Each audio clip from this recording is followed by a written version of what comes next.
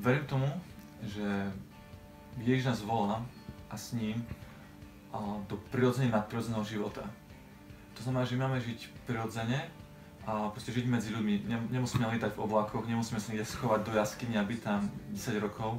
Verím tomu, že tak ako Ježiš žil medzi ľuďmi ako tesár, ako obyčajný človek a chodil medzi ľuďmi, ktorí žili v Jeruzaleme a jedol medzi nimi, rozprával sa s nimi, tak verím tomu, že aj my ako kresťania potrebujeme byť prirodzení. Veď tráviť čas s ľuďmi, byť medzi nimi. No a čo také nadprirodzené časti, tak Ježiš bol takisto aj nadprirodzený. A on sa nechal vytočiť vecami, ktoré sa diali tu na zemi, či už to bolo búrka na mori, či už to boli rôzne problémy, ktoré sa diali okolo neho, tak mal stále v nich pokoj, lebo vedel, že je s ním Otec. A v tom sa prevádzal tento čas nadprirodzené, že už zažíval proste Boží pokoj.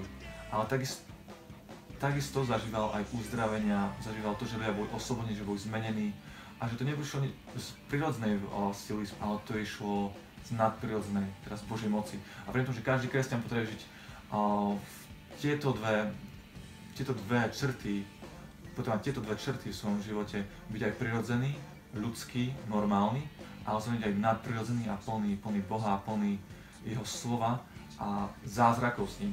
Veľmi sa mi páči, čo povedal Bill Johnson, keď rozmýšľame o nadprirodzenom ako prirodzenom, že je nám to normálne, vtedy naša mysl reálne premieňa.